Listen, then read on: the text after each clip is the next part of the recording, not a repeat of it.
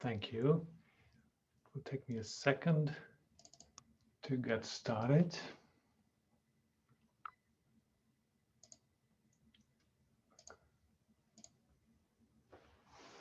Okay. Thank you. I hope you can see the PowerPoint I just put up. I will talk for hopefully less than 30 minutes so that we can have a lot of time for your questions. Thank you very much, Vanessa, and thank you, Linda. I'm delighted to speak in the College Food for Thought series, Celebrating Alumni Contributions, and I think very rightly so. Indiana University in Bloomington has become my home. I came to IU about 6 years ago with the help of a generous private donor. I came as a visiting scholar to work with Alvin Rosenfeld, one of the most renowned scholars in the field of anti-Semitism studies. After establishing one of the most prestigious Jewish studies programs in the world, he set up the Institute for the Study of Contemporary Antisemitism here at IU.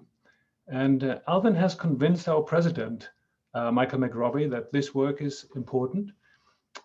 So we have now, I think by far the most active institute in this country dedicated to the study of anti-Semitism. It has been a privilege for me to be here and to work closely with Alvin.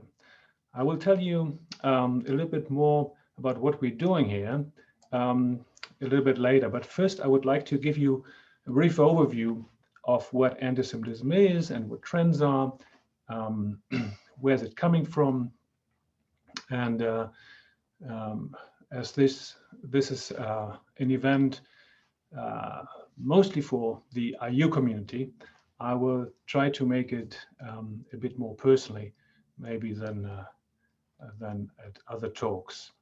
So let's start with a picture that my brother-in-law just sent me a few hours ago from Germany. Today is Holocaust Memorial Day, as you probably know, and people around the world try to remember the victims of the Holocaust. This picture shows one of the many little memorials, the memorial stones, in the pavement of German streets that commemorate the deportation of Jews who lived there. This is in Berlin-Kreuzberg, one of the most diverse neighborhoods in Germany, just outside my sister's house. While this and I think many other events today that commemorate the Holocaust are heartening, we know from surveys that the memory of the Holocaust is waning. There are less and less Holocaust survivors with us to tell us how it was and maybe also to correct some misperceptions. We have a trend that people increasingly say that they want to leave this part of history behind. They want to be over and done with remembering the Holocaust, that there are other crimes that should be remembered, as if there was a competition of remembrance and victimhood. We also have a trend that the, if you want, shame for the Holocaust is waning. When the world became aware of what happened during the Holocaust, when the images of the death camps and concentration camps became public, anti-Semitism became not acceptable anymore. When before the Holocaust, there were many proud, self-declared anti-Semites, this was not the case after the Holocaust anymore. So much so that many people, including scholars of the Holocaust and including me, thought that anti-Semitism is something of the past. It will die out with the old Nazis, perhaps flaring up here and there with some neo-Nazis on the fringes, but it will not become a powerful ideology anymore. Unfortunately, we were wrong. The beginning of the 21st century showed a rise of anti-Semitic incidents, often in new forms, and often coming from unexpected corners. And it has come back also in the mainstream, in mainstream society, not only in Germany, not only in Europe, but even in the United States. But what is anti-Semitism really? I want to start with a quote from late Rabbi Jonathan Sacks. He was the former chief rabbi of the UK. He was, I think, a brilliant thinker and writer and had a global following among Jews and non-Jews alike. He was also an extremely gifted speaker and came straight to the point. He, as many other famous thinkers, have stressed that hate that begins with Jews never ends with Jews. This is what he said in one of his talks on anti-Semitism. He said, let's be clear, not liking people because they are different isn't anti-Semitic. It's xenophobia. Criticizing Israel isn't anti-Semitism. It's part of the democratic process, and Israel is a democracy. Anti-Semitism means persecuting Jews and denying them the right to exist collectively as Jews with the same rights as everyone else. And he goes on, before the Holocaust, Jews were hated because they were poor and because they were rich, because they were communist and because they were capitalist, because they kept to themselves and because they infiltrated everywhere, because they clung to ancient religious beliefs and because they were rootless cosmopolitans who believed nothing. So historically, anti-Semitism has been very hard to define because it's expressed in so contradictory forms and contradictory ways. Today, Jews are hated because they are too friendly to immigrants, allegedly responsible for organizing what's called the Great Replacement of the white race, as many white supremacists believe. 2 years ago, the murder of Pittsburgh killed 11 praying Jews in a synagogue for these kinds of beliefs. Others hate Jews because they're seen as white supremacists themselves, or they are accused of having sympathies to Zionism, which some falsely equate with racism. Because the accusations against Jews are so contradictory, it's difficult to say what anti-Semitism really is. It's a kind of mindset, I would say, blaming the Jews for what you don't like. And this is I recommend this film here as an introduction, really. It's a film from last year by Andrew Goldberg that you can watch for, it's on Alexander Street. It's free for everyone who's affiliated with IU, and I think it's $4 on Amazon. But this film describes really well the systemic dimension of it. It's very deeply embedded in culture and in ideas of collective identities and institutions. So I think that this film does a brilliant job to capture all of this. So if you haven't seen it, I highly recommend it. Okay.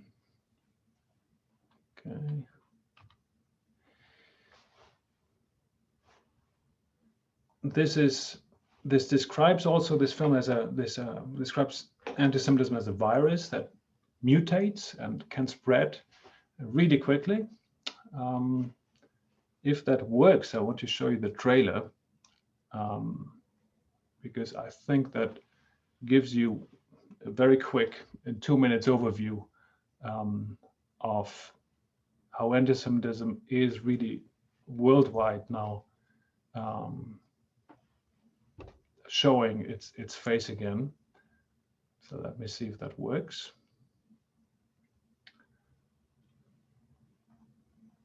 I'm not sure. Can you see the screen? Vanessa, can you help me? Do you see the screen? We see the screen, but it's not playing anything. Okay. Is it now? Unfortunately, no. I think it was inevitable that something like this was... It's not? Okay. Okay.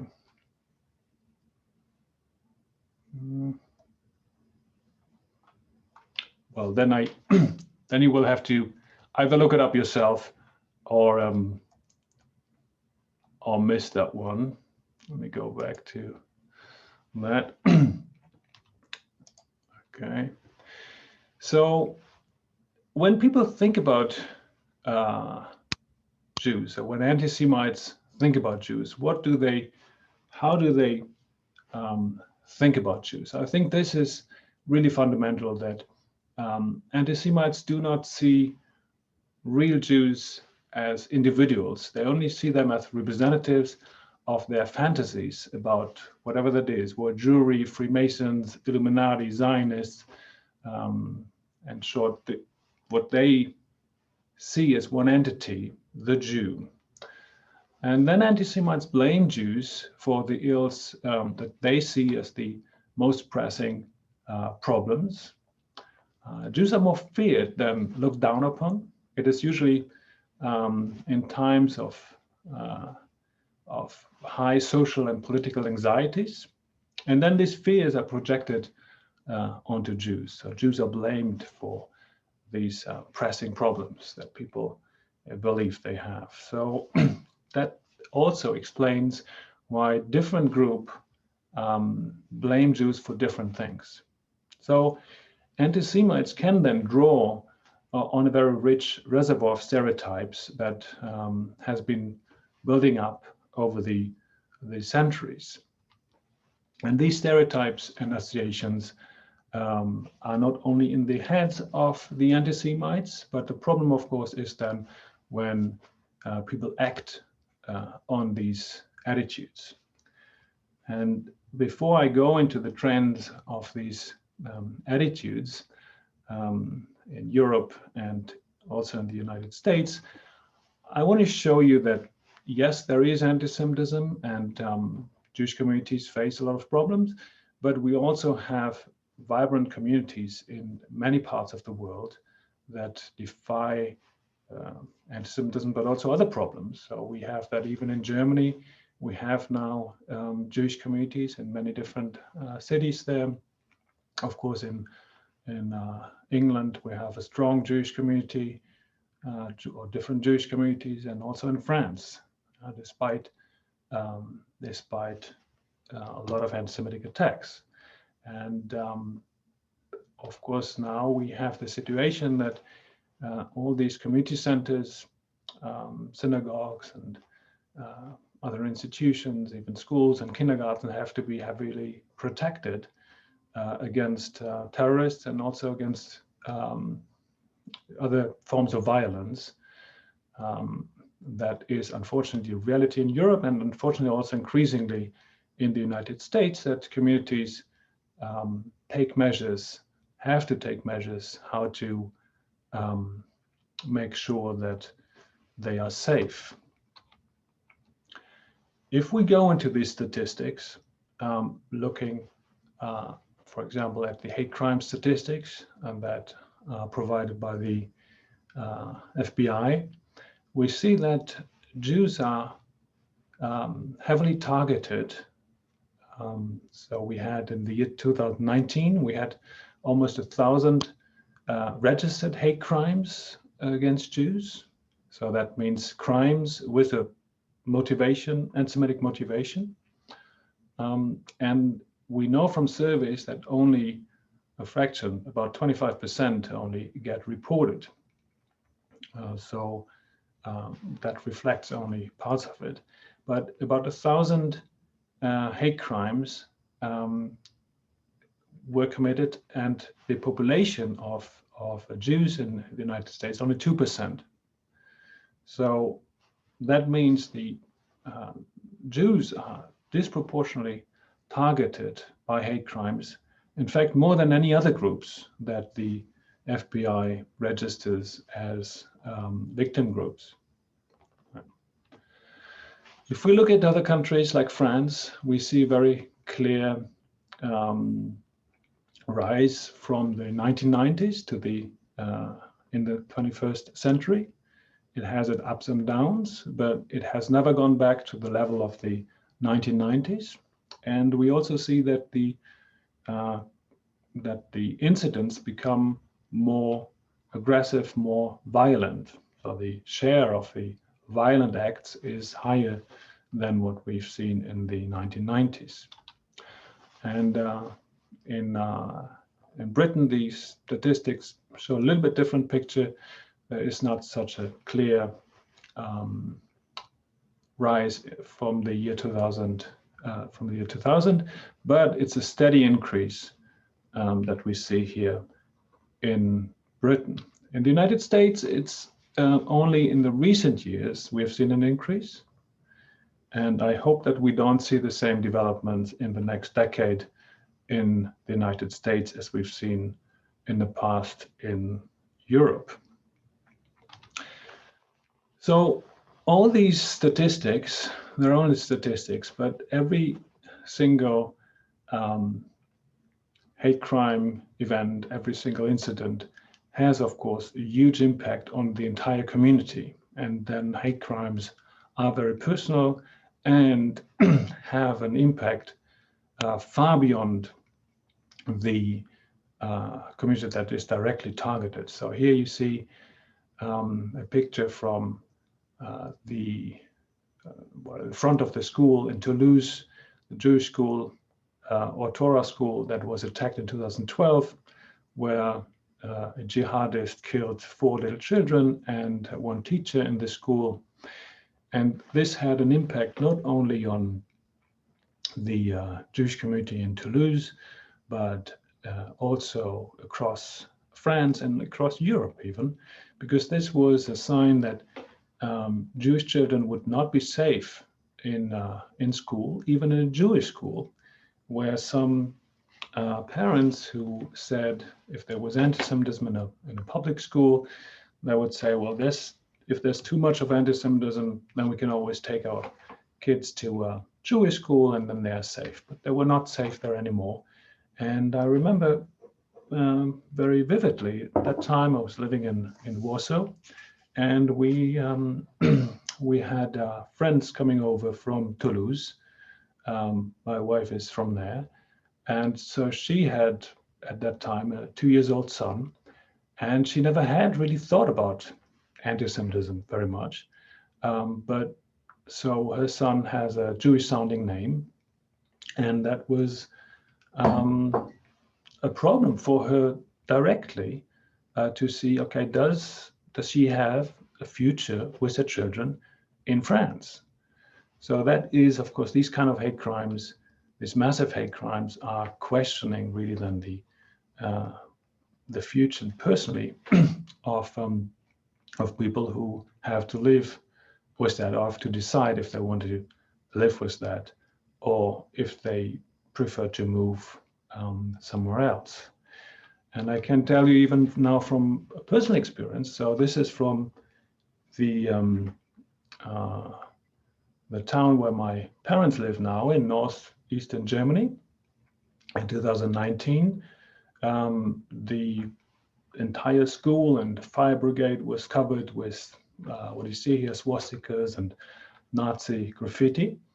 And I was visiting my sister with 2 of my sisters with their husbands and my brother-in-law. The one is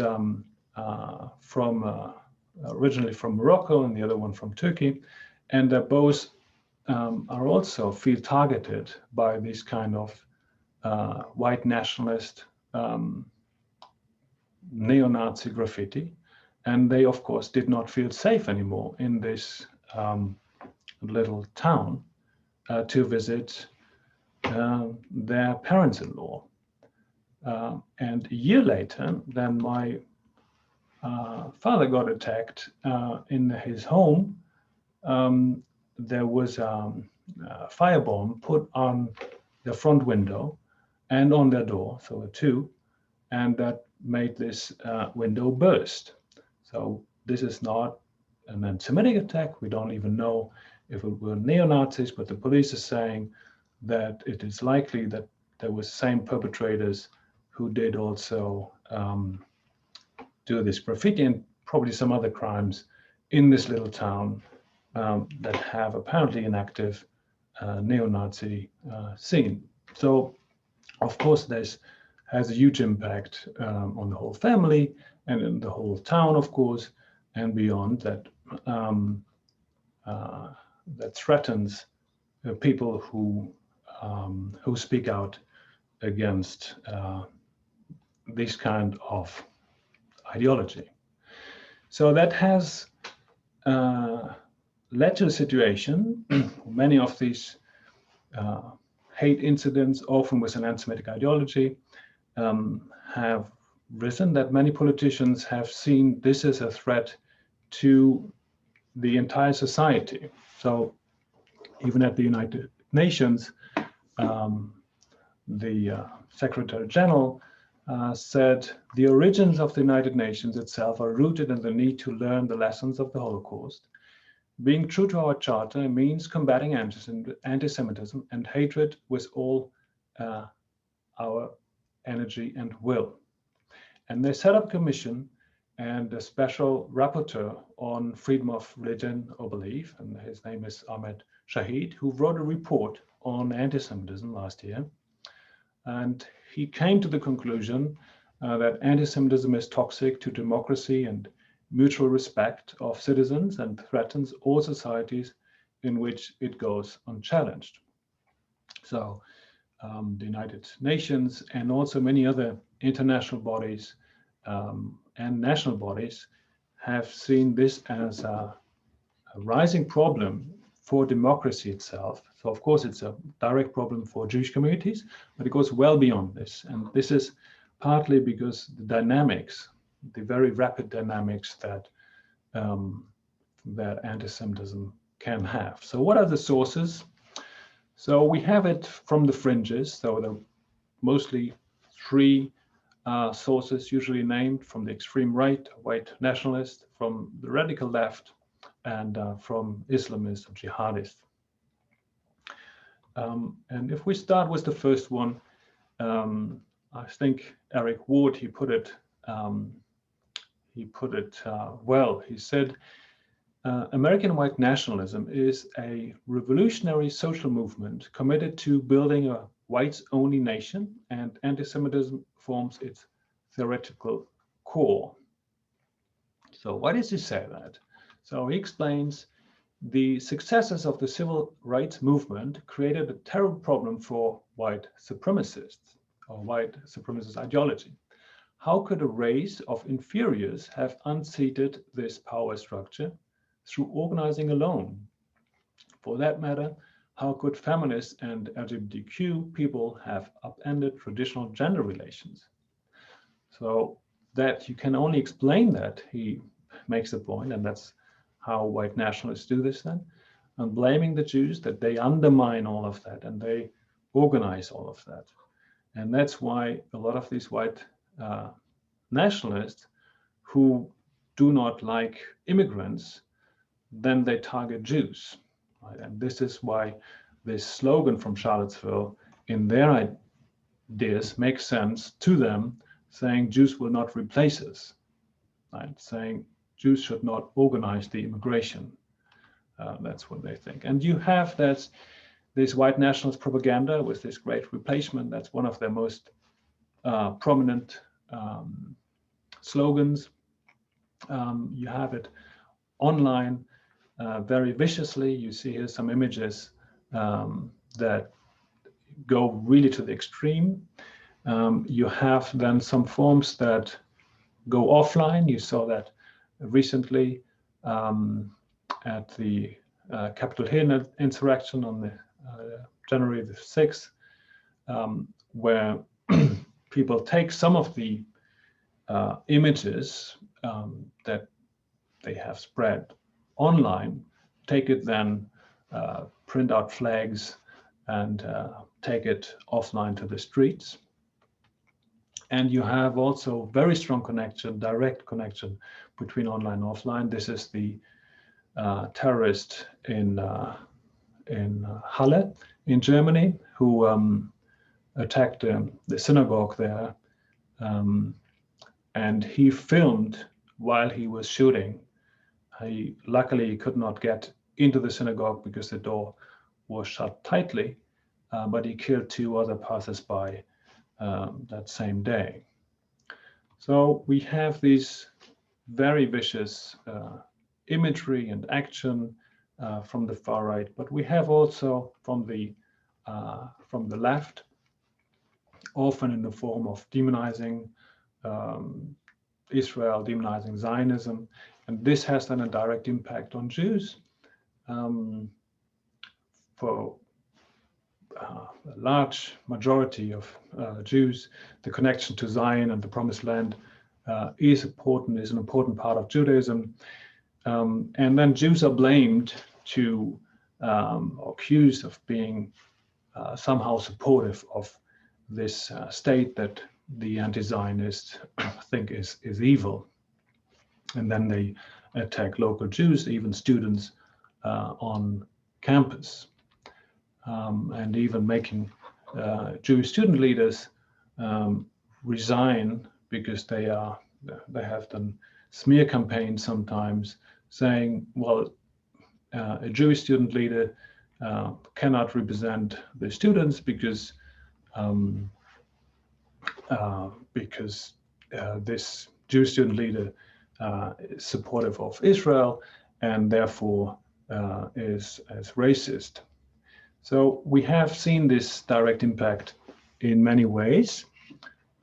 We can see a general trend in anti-Semitism in Europe and the United States now increasingly, so that there are more and more violent acts of anti-Semitism, that the anti-Semites get better organized. So that leads to an unease in Jewish communities. They have to deal with security measures, but of course, if you put a lot of security in your buildings, in your everyday life, this has a lot of downsides. We also see that the anti-Semitic discourses that we could some years ago only find at the margins, they drift now into mainstream publications. A good thing that is that it's still condemned in principle, and we've seen many politicians who speak out against that. So that's a good sign. But we see that online anti-Semitism is becoming more and more a force. It's the #1 disseminator of anti-Semitic hate. And it's very difficult to deal with that. So anti-Semites can now organize much better.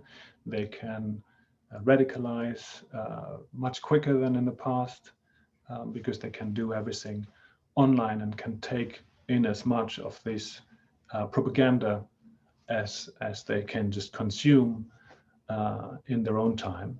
So that has a radicalizing effect. The anti-Semites have not yet reached really overarching political themes. So sometimes there is some collaboration between different groups of anti-Semites, if you want. But so far, it's not a strong political force. There are no political anti-Semitic parties in this country, at least. And so this is, I think, what summarizes it. Saying, well, we have the anti-Semites from the extreme left that use anti-Zionism as an argument, but demonizing Israel and accusing Jews of supporting this demonized state or evil state in their mind. We have Islamists that are not representative of Muslims at all, but they're the loudest voices. And they also have, with some Islamist organizations, such as the Muslim Brotherhood, some influence in more mainstream discourses. And we have the extreme right, the populist far right, that there is often a strong connection.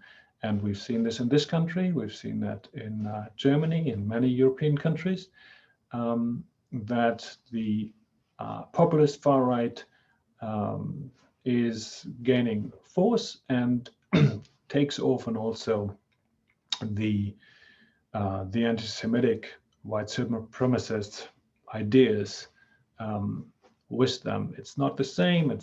Sometimes it's only on the fringes of the populist right, but it's definitely there too.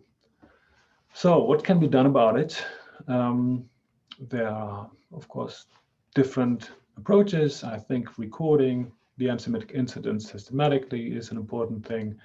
And what we can do here is a research institute, recognizing, describing, identifying what it is, and understanding the sources and also the dynamics. I think it's important.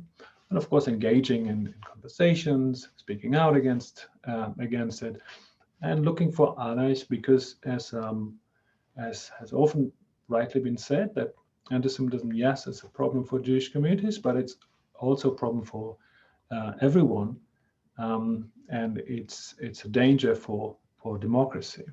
So give me just 2 more minutes to say what we do here at the Institute for the Study of Contemporary Antisemitism here at IU. So we try to bring scholars from around the world together to think seriously about the trends and developments of anti-Semitism in this country and around the globe. We have an ongoing webinar series. This semester we have scheduled 7 talks, including from some prominent people such as Anthony Julius from Britain. We'll have a conference this summer for several days on anti-Semitism in the United States.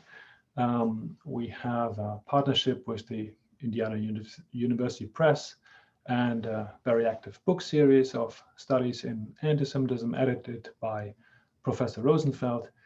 And of course, we work closely with students developing new courses on anti-Semitism, and we have been working with a growing group of students on online anti-Semitism.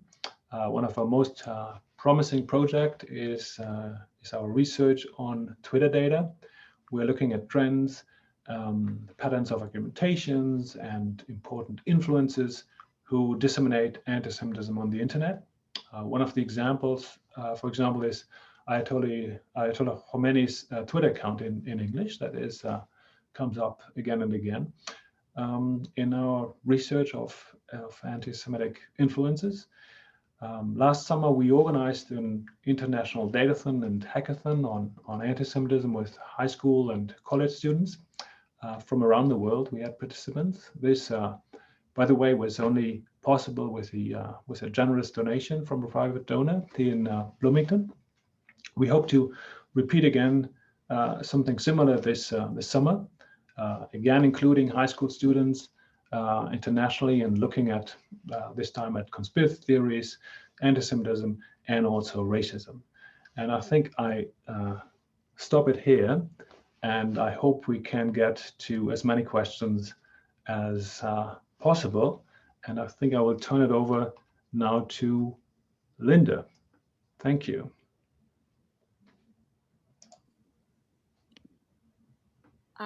Hi, Günther. I want to thank you so much for a sobering presentation, an interesting presentation. But I think, I'm not certain, before we start, I believe that we have the video queued up, the trailer for the movie. So let's look at that first. Okay. Thank you. I think it was inevitable that something like this was going to happen in a synagogue.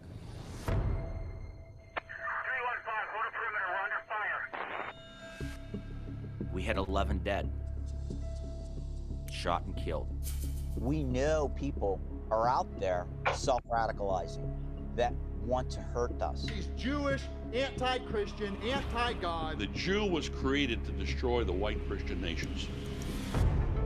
Pressure has been increasing on the Labour Party and its leader Jeremy Corbyn after claims of anti-Semitism within the party. That focuses specifically on the state of Israel. We were not expecting a political anti-Semitic firestorm like we have now. They call me Jewish bitch. You are evil, satanic. Leave. This rogue state. The intensity of the Soros campaign was just superhuman.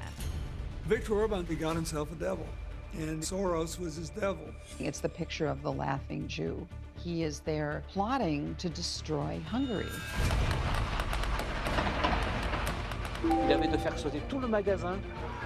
France is probably where it's all started, but it's clearly spread across Europe. Breaking news here. Accused white supremacists plan to bomb a synagogue. 4 people killed in a shooting outside a Jewish school. Anti-Semitism is a conspiracy theory. It begins with the idea that the Jews are evil. Christ told the Jews their father was Satan. That they are motivated by a desire to destroy what is good in society. It starts with comments, it starts with words, and then it escalates. We're in a terrifying moment. Anti-Semitism is coming at Jews around the world, from the left and from the right, from the government and from the ground up. Jews are just being bombarded. If we don't draw a red line in the sand when it comes to anti-Semitism, Muslims will be next, gays will be next, and everyone else who's deemed a minority will be next. I think it's going to get worse before it gets better.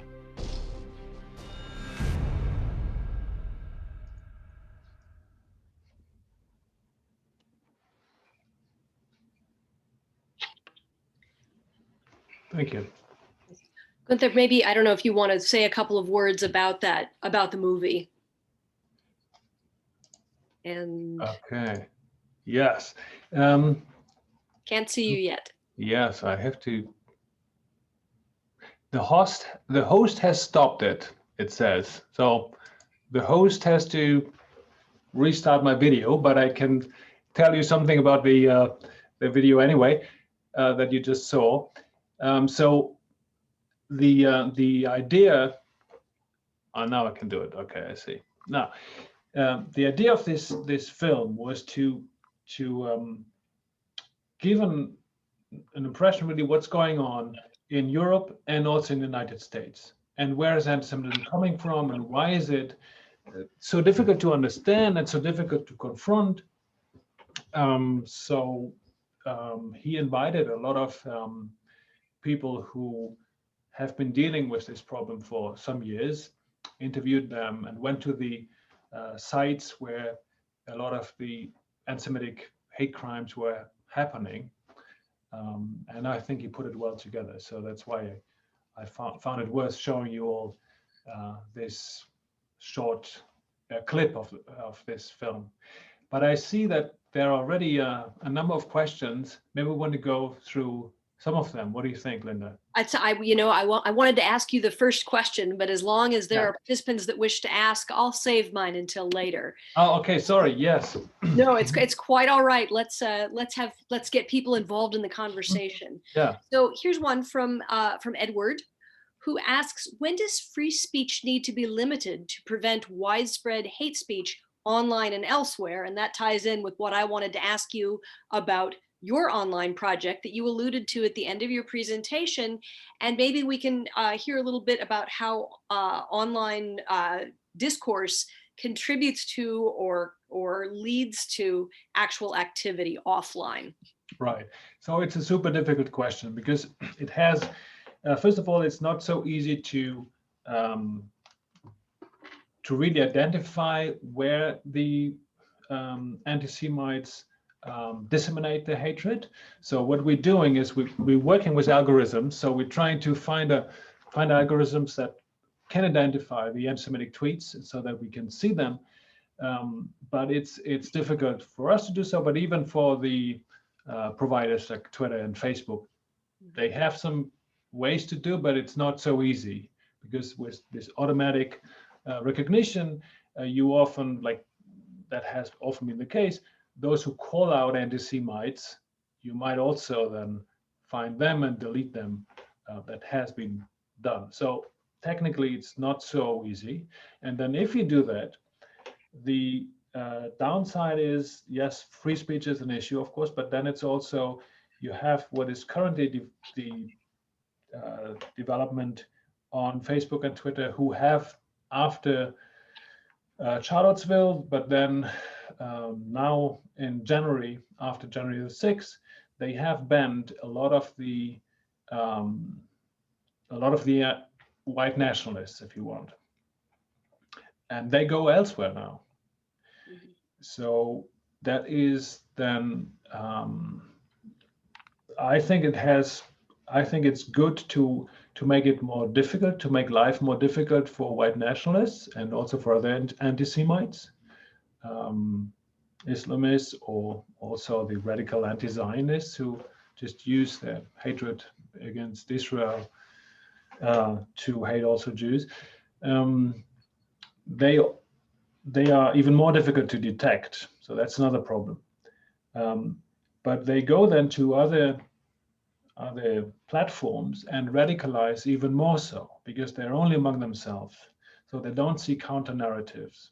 What we've seen on Twitter, we have, I was surprised how many anti-Semitic tweets we found. So it's on conversations about Jews and Israel, it's between 6 and 9% or so, or depending on how you, if you say confident, we're confident that this is an anti-Semitic tweet, or we're not 100% sure, and we use some definitions. But so they're big numbers, even if it's only 1% of all tweets that include something about Jews.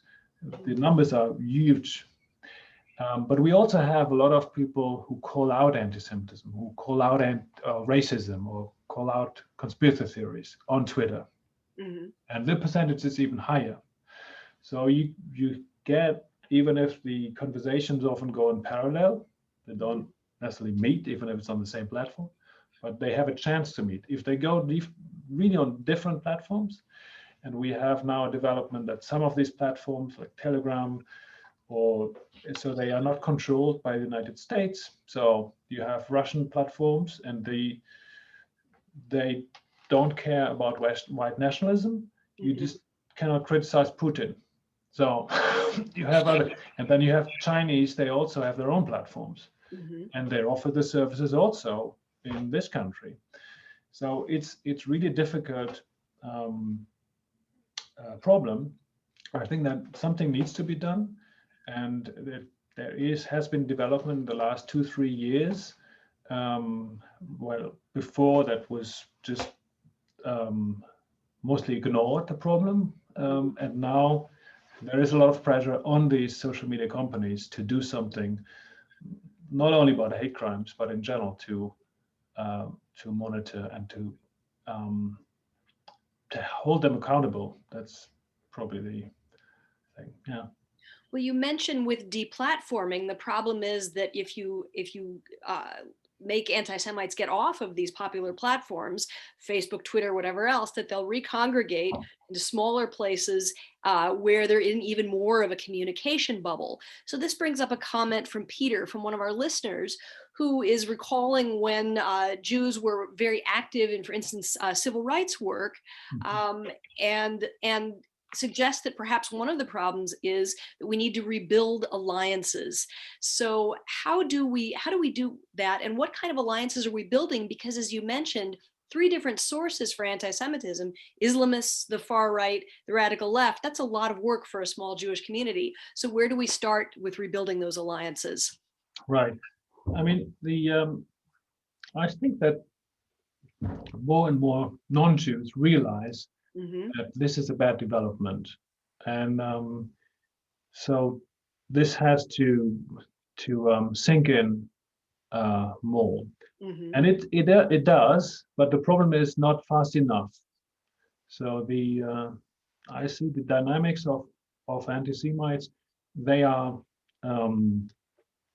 going fast, but who would have thought that we are in the situation as we are now 3 years ago? And when I came to this country 6 years ago, I thought, okay, I studied anti-Semitism in Europe, and I will continue to do so, but from a remote place in America, where I can just watch what's happening in Europe and write from a quiet place. Of course, I was aware that has always been anti-Semitism also in this country, has also a long history, but not to that point. So yes, what I see, there are some encouraging developments. So growing research interest, that is something, of course, that I think is we need first to understand what's going on, and who are these groups who disseminate that really, and who are also those who oppose it. So often in history, so I'm a trained historian, so I see in history often it was when when anti-Semitism became more of a threat, it was not so much that there were more anti-Semites, but there were less anti-Semites, less people opposing it. So that we have to strengthen that. And I think this is through just describing it, and that's why I think research is so important. What is the impact also on the non-Jewish communities? And so that it's in the self-interest of all people who value democracy to say, well, we have to stand up against this. This is not right. And this is also a danger for all of us. So I think this is not only alliances with friends that you also need, but this is really in the self-interest really of our democracies. I think you made that clear in your presentation that you had both Jews and non-Jews that talk about this need, that this never just stops with one group, for instance, the Jews, and that it will expand. That brings me to two other questions that I'd like to combine. So we talked about, coalitions with the outside. A more practical question, Martha would like to know, first of all, are you working with groups within the Jewish community, for instance, federations in the ADL? But I also want to tag on to a comment from Hans, who talked about how you began your presentation with a note on the decline of Holocaust commemoration and remembrance. So if you can discuss the relationship of this trend with the rise of anti-Semitism, is it an example of correlation or of causation? So two questions together. Right. I'm not sure if I can bring them together, but let me start with with my observations on how people remember the Holocaust. So we have so that's not across the board. So when I showed you this picture, that it was taken from today, what I find a wonderful form of commemorating the tragedy, the disaster of the Holocaust. And then people put flowers on the street and put a light on there. So that's a beautiful thing. So we have people who do this, but we have also other people who say, well, this is the Jews, there's so much focus on the Jews, and the Jews, they abuse it. So we have these anti-Semitic ideas even around this commemoration of the Holocaust. And we have what's called Holocaust inversion, that people say, now the Jews in Israel do the same thing what the Nazis did to them, they do it now to the Palestinians. So it doesn't make any sense, but this is this kind of inversion. And where's that coming from? It doesn't make sense. I mean, where the SS Einsatzgruppen, where the concentration camps? That is just, if you just look for 1 second at the reality, you immediately see that doesn't make any sense. But where's that then coming from? It's coming from this resentment, saying, I don't like that people remember the Holocaust. So we have even not only despite commemoration of the Holocaust, but even as a reaction, because that the anti-Semitic ideas are still there. So as a reaction to seeing people commemorating the Holocaust, then a form of hatred against Jews again. So that's a difficult, it's a challenge. I think in Europe, even more than in this country, people know, they're aware of that what happened in the Holocaust is really the most horrible thing. And that part of their societies were responsible for it. To a lesser degree in the United States, but even in the United States, they did not take in many fleeing Jews. They did not help Jews as much as they could have.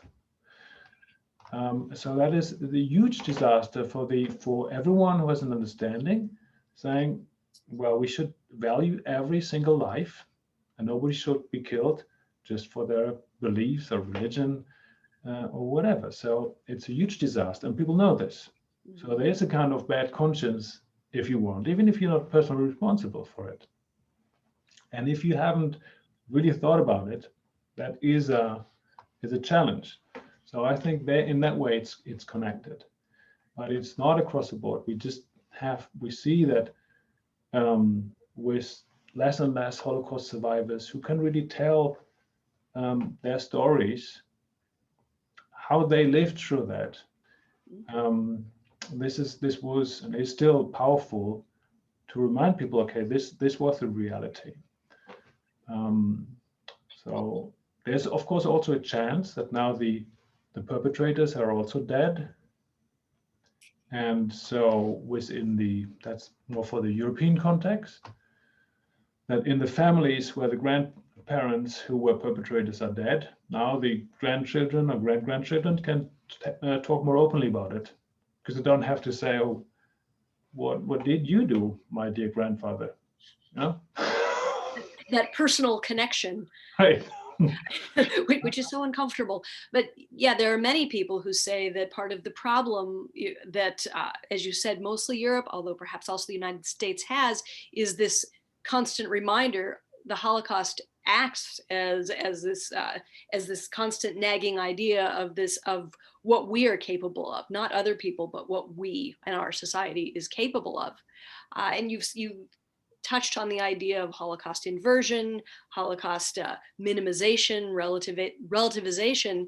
And of course, with the Holocaust looming in that way, we also have to look at Israel, because the Holocaust plays into that discourse about Israel is a Nazi state. Israel treats the Palestinians as they were treated themselves.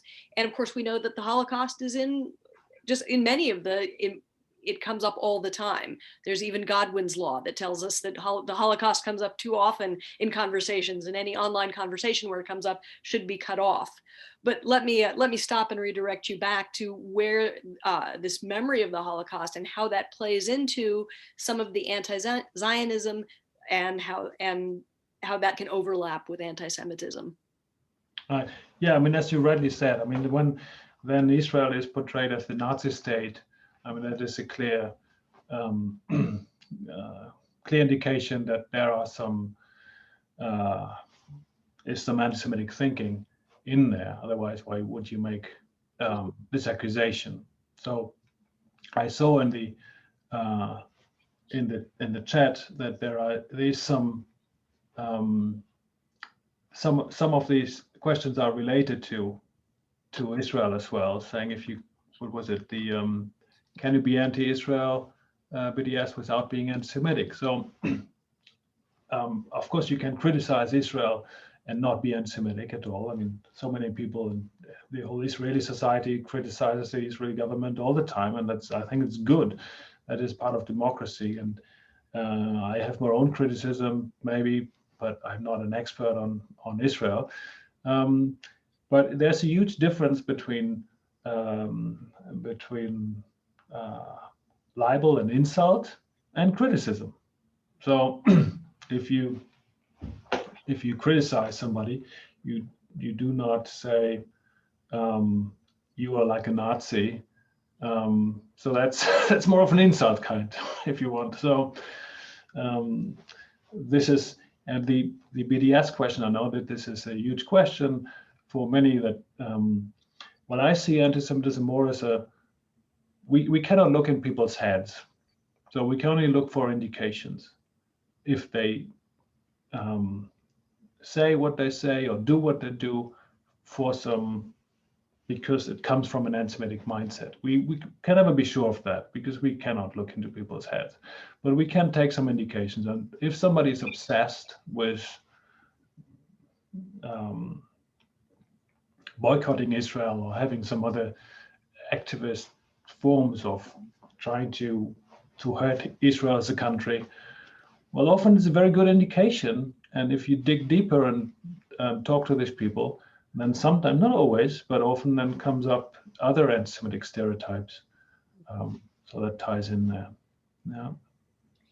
I see we have a couple of questions that running the gamut. So we have one from Tristan talking about white supremacists, stemming from a class he took at IU, reading the book Ordinary Men, that talked about the ordinary people that made up the Einsatzgruppen during World War II. Recently in the US, we've seen a reactionary narrative from the right, which aims to paint white men as victims of some nebulous Marxist leftist agenda. And I believe that we have seen just how slippery this slope is. How do we, the Institute at IU, go about addressing the mainstream media sources which help foster this dynamic? Yes, I mean, we are in a situation where any subject almost has become so political, and this is usually doesn't help solving problems or even understanding problems if every conversation is only seen in this political lens. So I have seen that we have anti-Semites from the right here in this country, but also from the left, and those who are from the right criticize those from the left, and those from the left criticize those from the right, and we won't get far with that. It's only if those from the right criticize anti-Semites from the right, or in their own like political camp, and then those from the left who stand up against anti-Semitism criticize those anti-Semites that are in their political camp. So I don't know if that answers really the question. But the what was the example that was given from the white nationalist here? The painting white men as victims of a Marxist leftist agenda. So, and right. just talking about how yes, the media. yes, and this, yes, thank you. So, a lot of these, especially in the alt-right movement, and what I see online coming from white nationalists, this often works with like half truths, and sometimes even not even half truths, but straight out lies. And this is a situation then when it's very easy to blame Jews for that.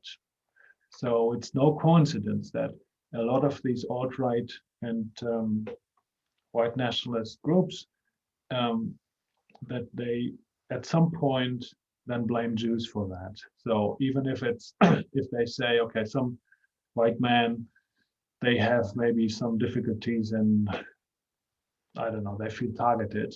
So, well, who's targeting them really? Who's responsible for that? For what they then say is the climate of targeting white people. I mean, there is no agency other than what's in the head that could be then the Jewish conspiracy theory again, right? Because it's just, we are living in a more and more diverse society, which I think is a good thing. And so the maybe old ways of understanding your own identity do not work so well anymore. So you have to deal with that, right? And the old maybe ways of thinking about what the family is, how patriarchal family should work, that is questioned.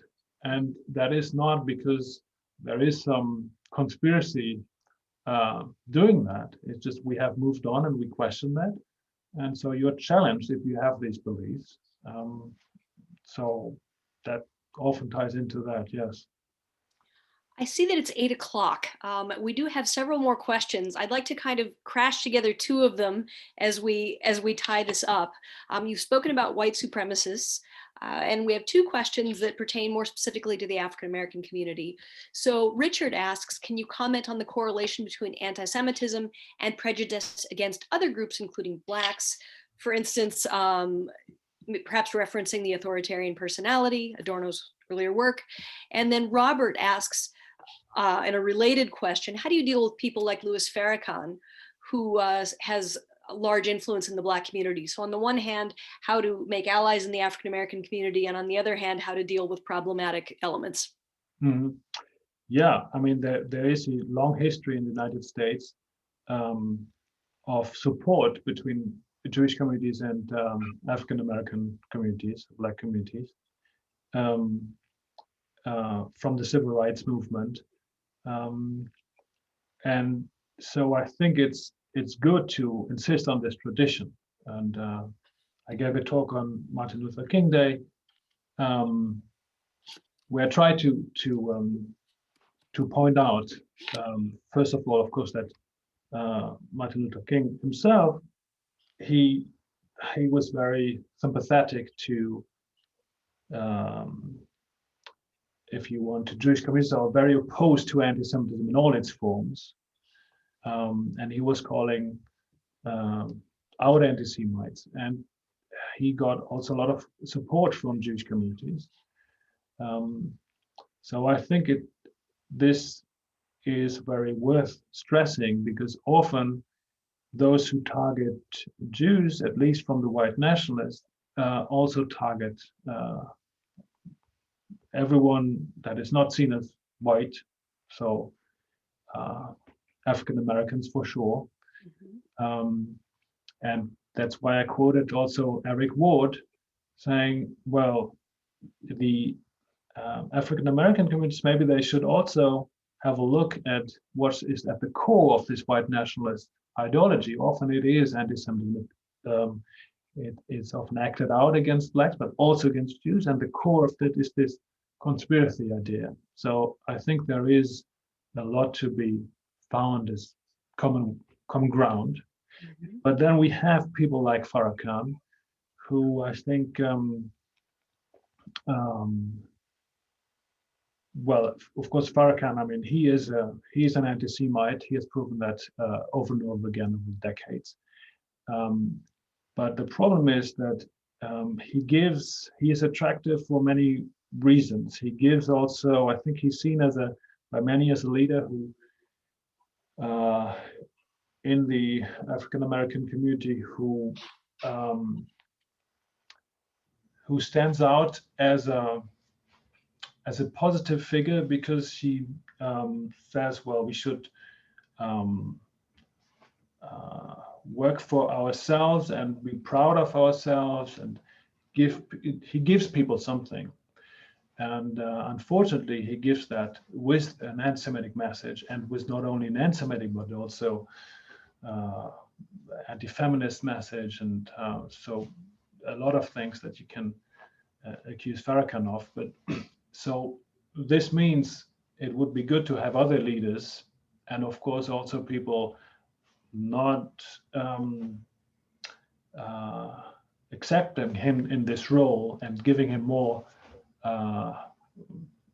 power, if you want, in this leadership idea that he has, that people have of him. So I think he needs to be criticized. He needs to be called out, and I think it's shameful that so many prominent politicians still stand by Farrakhan. That's should not be that way.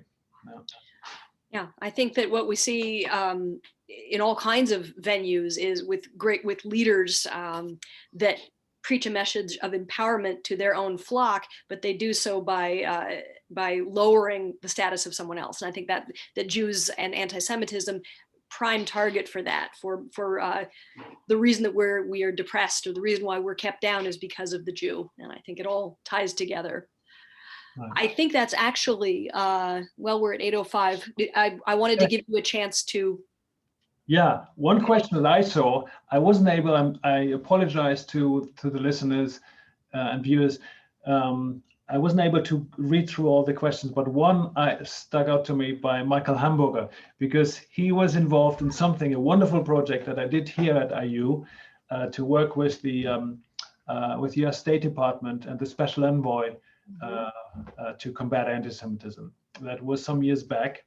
That was still the envoy that was named by the Obama administration. And we did a project together with students on online anti-Semitism, seeing, okay, what can be done. That was in 2017, I believe. And he had the question what the work of the Special Envoy is, and how we can see that. So that, of course, is the Special Envoy is then appointed by the president, and then of course that reflects then the president. But in principle, I think it's a good idea to have somebody, and you can see that also in other countries, to have somebody that is close to the government, who monitors anti-Semitism. That's one of his jobs, and who also calls out if there is something to be called out. It's not a good idea if that is a partisan position, but that's in general. That is, if anti-Semitism becomes a partisan issue, then it won't go anywhere, and the Jewish communities in general, those who suffer from anti-Semitism, will be the losers of that. So it needs to be a kind of bipartisan. So I think that is, and I don't know what the new development is, probably Michael Hamburger will know more about that than myself.